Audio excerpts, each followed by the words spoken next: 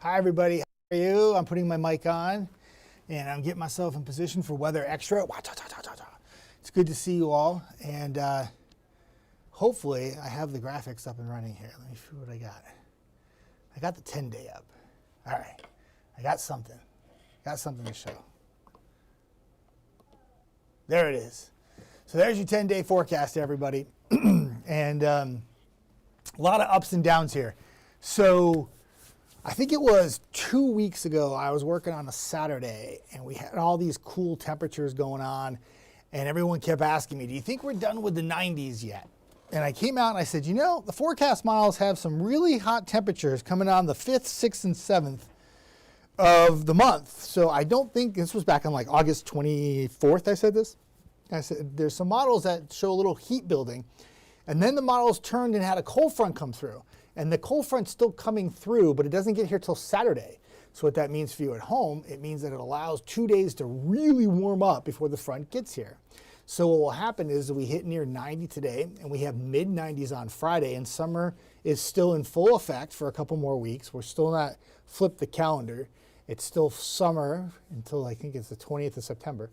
And once that front comes through on Saturday and triggers some storms, that's when the temperatures will drop and it will feel really good by Saturday afternoon and evening. But you got to give the front time to get here. And once the front gets here, it'll get better. So the way it works is there's actually two frontal boundaries that are going to come. Well, the first one's going to dissolve on top of us tonight. And it could bring an isolated storm later today and evening, not a big rain chance.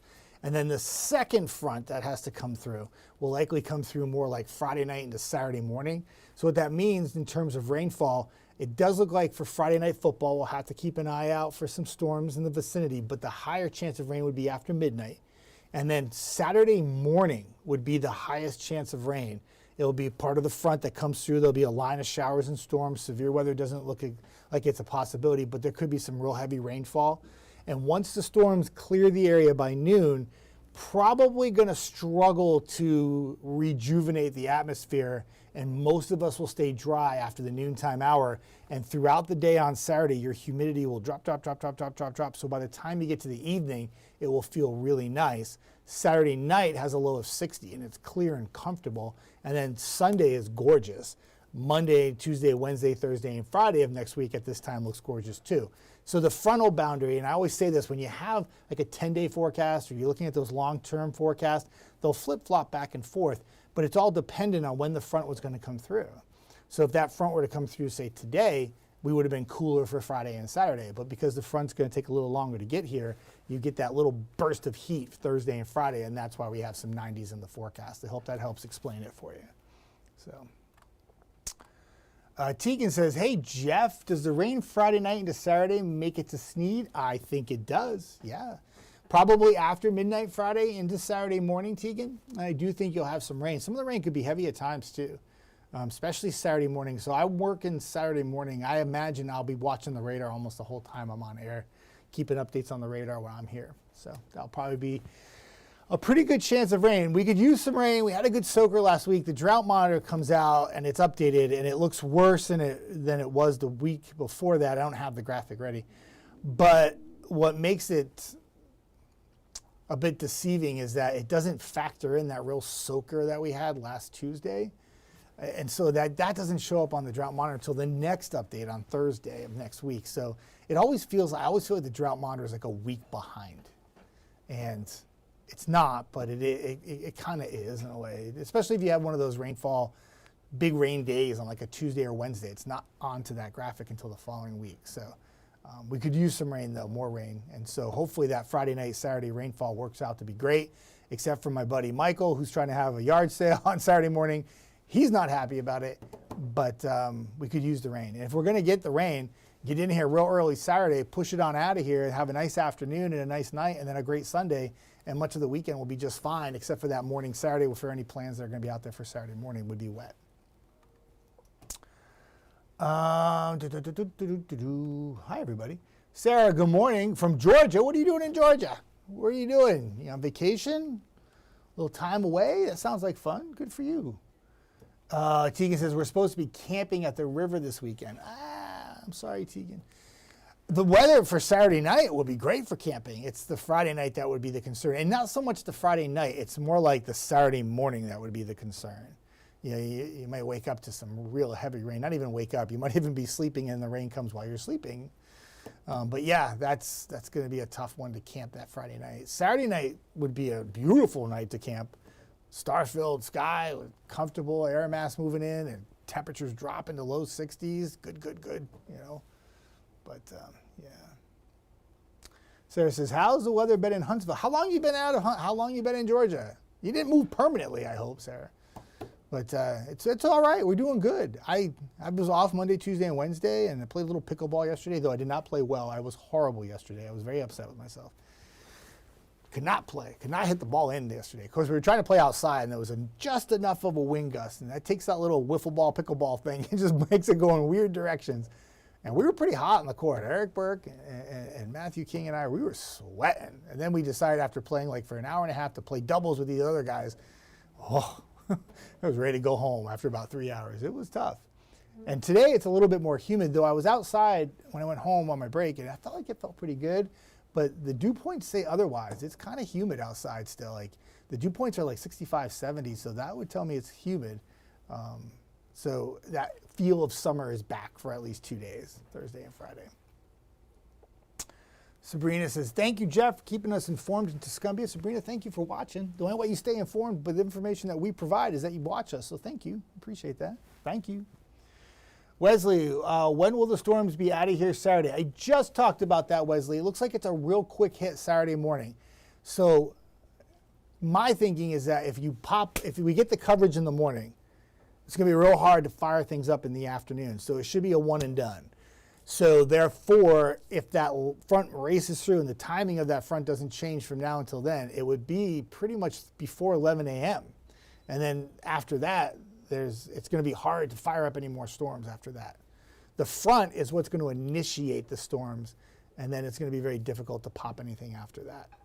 Once the winds turn northwesterly, it's going to dry things out pretty quick too. That's one other reason why I think it's just a morning event through about 11 a.m. So if you're looking to play 18 on Saturday, morning tee times would be a struggle.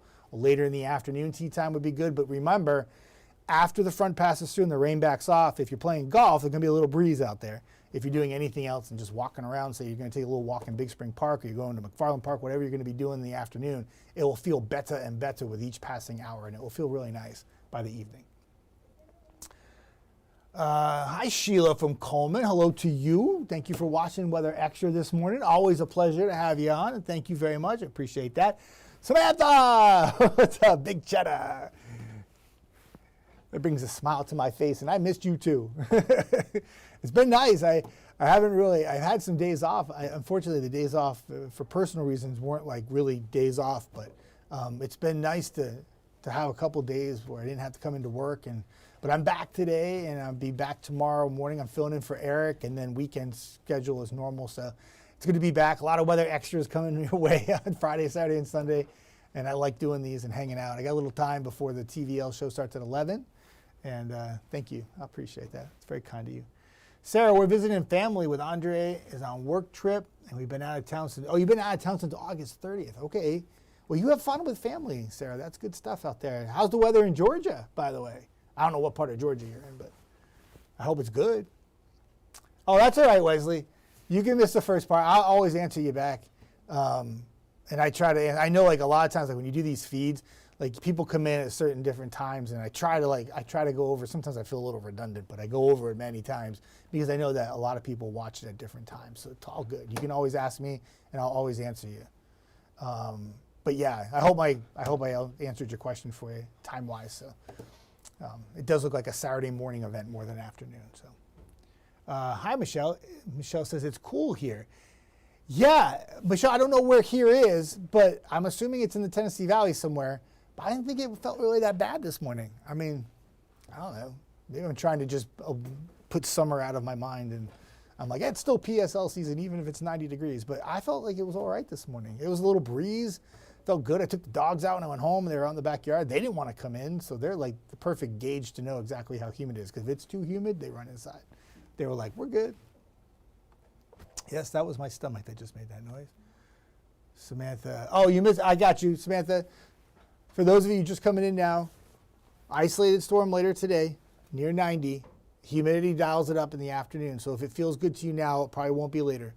Mid-90s Friday. Football game Friday night. Yeah, high school action. Week 2 now, I think. Should be good for the evening, and then it's more towards the overnight. We turn our attention to more rain, and then a real solid line of rain comes in for Saturday morning. Some storms. I don't think it's severe. Probably heavy rain. Can't rule out some gusty winds. That always is the case. And then drying out Saturday afternoon with lower humidity, and then Sunday and the rest of that 10-day looks really good. Subject to change at the tail end of that 10-day, of course, but looks pretty good for now. And those 80s, I know the temperatures go up next week, but the humidity doesn't. It's low, low, low, and then just a little bit higher by the end of the week. So that's good. 88 with no humidity is not the same as 88 with a lot of humidity, right? Sarah, that wasn't a question mark after Andre. Oh, that's okay. I am the king of typing things and spelling things wrong and grammar. I'm terrible with that stuff. Yeah, it's all good. I read through it. Read between the lines. You're good, I promise. Samantha, it feels really nice in Florence right now. Yeah, there you go.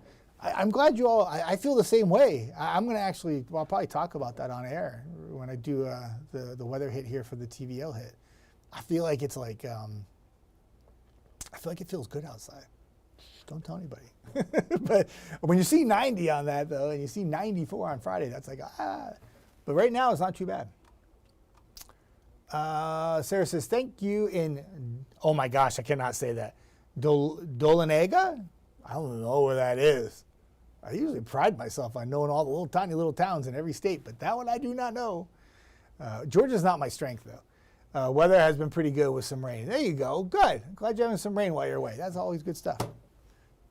Good to see you all on. Appreciate it. Tell Daniel, by the way, said hi. Tell all the whole family Sarah said hi. But, I mean, obviously Daniel and I have a connection with the weather, so. I don't know. Did he bring his little rain gauge with him to Georgia, or does he leave it back at home? That's what I want to know. Is he diehard, wants to know how much rain in Georgia?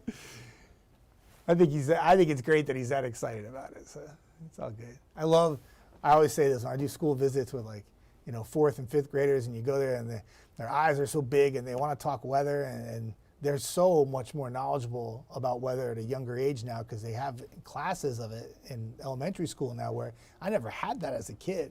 So I go in there and they're throwing out things, like talking to me, and I'm just like, this is great. Awesome conversations.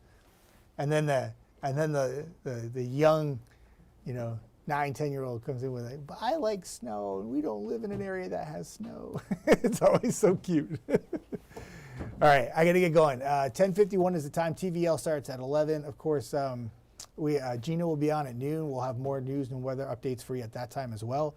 Everybody have a fantastic rest of your Thursday. Chief Meteorologist Brad Travis is in tonight. I'll be in tomorrow morning for Eric Burke. We got you covered. We'll take care of the weekend forecast. If we need to make any adjustments to that rainfall on Saturday, we, of course, will do that for you. But right now, it looks like the biggest impact of rain will likely be Saturday morning.